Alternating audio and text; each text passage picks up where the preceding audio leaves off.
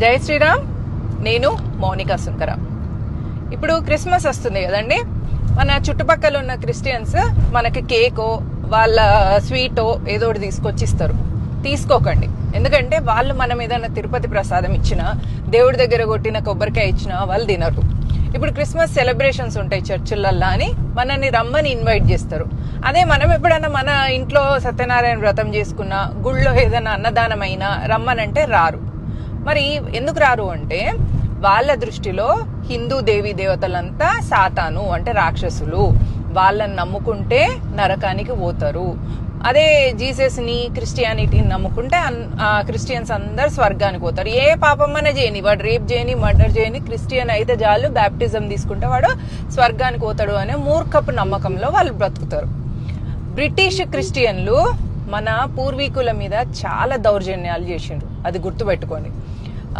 అల్లూరి సీతారామరాజు మీద ఎంత కోపం అంటే గిరిజనులను వాళ్ళ కోసం నిలబడతాడా, మన్యం ప్రజల కోసం నిలబడతాడా అని ఒక బుల్లెట్ తోనే ఎవరైనా చచ్చిపోతారు. కానీ అట్లాంటిది ఆయన మీద 100 గుళ్ళు పేల్చారు. అంటే ఎంత ద్వేషం, ఎంత పగ ఉంది చూడండి బ్రిటిష్ క్రిస్టియన్స్ కి. మళ్ళీ ఇంకెవరిని కట్టబ్రహ్మని ఏమంటాడంటే, ఒరే తెల్ల కుక్క, నారు పోసావా, నీరు పోసావా, నీకెందుకు గట్టాలరా మేము చిస్తూ అని అంటే ఆయనను ఉరికంబం ఎక్కిస్తాడు. ఝాన్సీ లక్ష్మీబాయిని అయితే సజీవ దహనం అయినా కూడా మంచిదే గాని నువ్వు బతికుండకూడదు అన్నంత పగ పెట్టుకుంటారు ఆమె మీద. సుభాష్ చంద్రబోస్ శవం కూడా దొరకనీయకుండా చేస్తారు. రామ్జీ గోండుని రజాకర్లు బ్రిటిషర్లు కలిసి ఆయనను పట్టుకొని ఆయనతో పాటు ఉన్న 1000 మందిని ఒక చెట్టుకి ఊరేస్తారు. అంటే ఇట్లా ఇంతమంది వాళ్ళ జీవితాన్ని త్యాగం చేసిన మన పూర్వీకుల పట్ల మనకు కూడా అభిమానం ఉండాలి కదా. మరి వాళ్ళ వారసులుగా మనం ఇంత గలీజ్గా వీళ్ళు ఇచ్చిన కేకులకు నోరెళ్ళ పెట్టి సిగ్గు శరం ఇడిచిపెట్టి తింటామా? తినొద్దు కదా. వాళ్ళని దగ్గరికి రానియొద్దు, వాళ్ళ దగ్గరికి మనము కూడా పోవద్దు.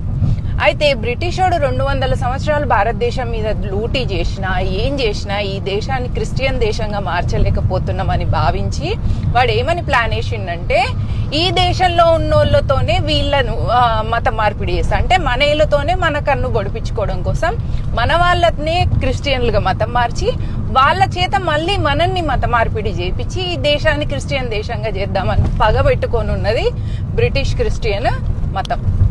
కాబట్టి మన పూర్వీకులు మన కోసం చేసిన త్యాగాన్ని గుర్తించండి.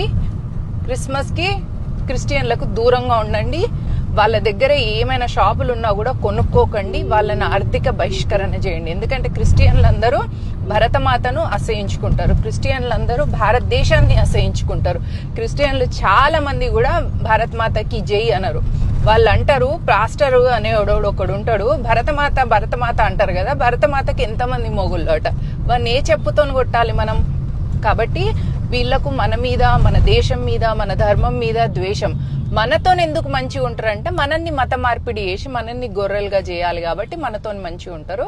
ఇంటర్నల్ గా వీళ్లకు మన హిందూ ధర్మం అన్న ద్వేషమే, మన భారతదేశం అన్న ద్వేషమే, మన దేవాలయాలంటే అక్కడ సాతాను ఉంటాడు అనేది పిల్లలకు కూడా నేర్పించుకుంటారు వాళ్ళ పిల్లలకు.